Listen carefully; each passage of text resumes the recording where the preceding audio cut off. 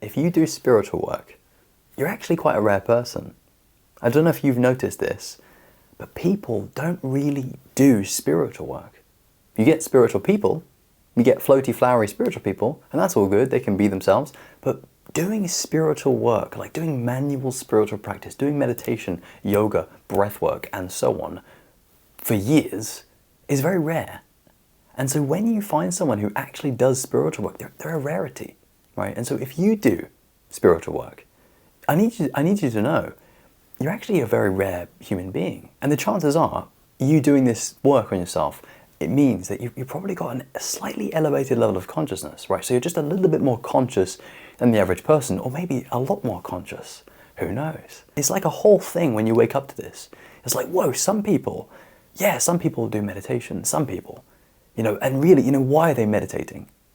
They're meditating so that they can calm their mind and be better at what they're doing. But what about for spiritual reasons? What about ego transcendence? What about the raising of consciousness? How many people do you know who deliberately sit down, meditate, seek to raise their consciousness such that their ego is like dissolved and barely even there, and then bask in that state of consciousness? How many people do you know who do that? Like very few, right? Or probably none.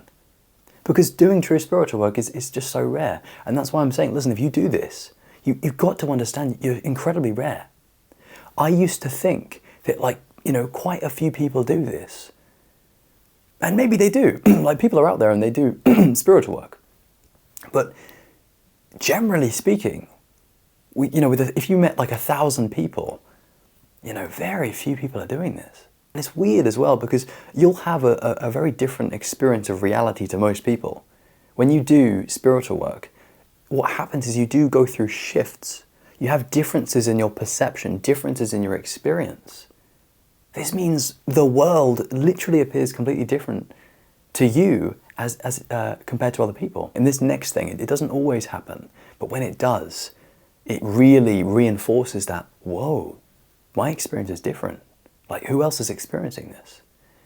What I'm talking about here is that kind of slowing down effect, where it's like time slows down a little bit. What it is increased presence, right? When you have increased presence, things are slower. You get to, you just have more of a stable, aware state. And again, it doesn't always happen for me, but when it does, I'm like on the road, like seeing different cars, seeing different bikes, seeing different, buses and lorries and, it's kind of cool. And also you've got all the different facets of what this is like for you. So you've got, doing spiritual work, then you've got reality becoming crystal clear, like high definition. You've got doing a spiritual work, and then you see love in the world. Like love is projected. You feel love, you radiate love. There's, so many different facets here. And when someone has never even tasted 1% of one of these facets, it's like, whoa, dude, is anyone even experiencing this? Because you do feel a little bit, not necessarily isolated, but maybe a little bit detached. It depends really on it depends on what perspective you're taking, and also sort of what level of consciousness you're at, because you can do spiritual work, but you might end up being in this sort of really shadowy, dark, twisted state where you're kind of aware, but it's also like all really dark and you're kind of pessimistic and stuff. That happens. You can also get very existential, definitely you get very, very existential. You can get into nihilism, but let's park that for a second because that's really deep stuff. For now, what I would say is notice how this experience, all of this stuff, is just very, very different to the average normie kind of person. Just walking down the street, doing their NPC things. No disrespect, that's how most people like to be. It's all good. Now I say that, but get this, when you do regular spiritual work, you can kind of see both. So you can see the NPC in a person. You can see their ego just, making them be on autopilot, just pure ego, operating. But you can also see their divinity. You can also see their God self or their higher self. You can see that in the person, and you can see that because you yourself have that higher consciousness awakened within you, and therefore you can see it in the other person. Now they might not even be able to see that, they might not even know that exists, but when you see it, you're like, yeah, I can see that you're the universe, of course.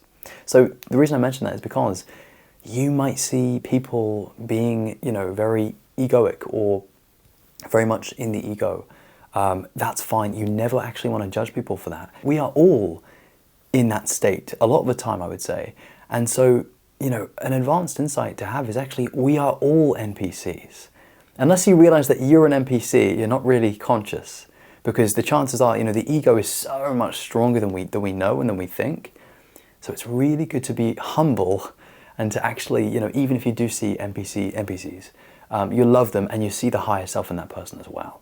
So as you can tell, man, there's like a whole world of things and experiences that happen sort of post-awakening or just on the spiritual path. And really, of course, this happens, again, when you're doing spiritual work. That is the main message here. Do your spiritual work, because you don't see this stuff unless you do manual spiritual practice, unless you have awakenings, unless you do things, ceremonies, for example, that give you those shifts, right? It's really important to remember to do these things, otherwise we get lost and trapped in this sort of spiritual story, or this spiritually wishy-washy, new agey spirituality, which, there's nothing wrong with that. You can do that if you want, but, don't you want to be enlightened? Don't you want to wake up? Don't you want to see the truth? Don't you want to feel the universe? It's pretty obvious to me. It's always been the case that you just get grounded in this stuff and really, wake up. So I hope that is useful for you. Final thing is, if you'd like any support with this one-to-one, I do offer coaching. If you would like to awaken or raise your consciousness or just have this different reality where you can see life to be very spiritual, very metaphysical, very existential, I can offer you support with that 100%. If you're interested in that, just check out the link in the description. Otherwise, my friend, that is going to be it for us today. I hope you've enjoyed this one, and as always, peace.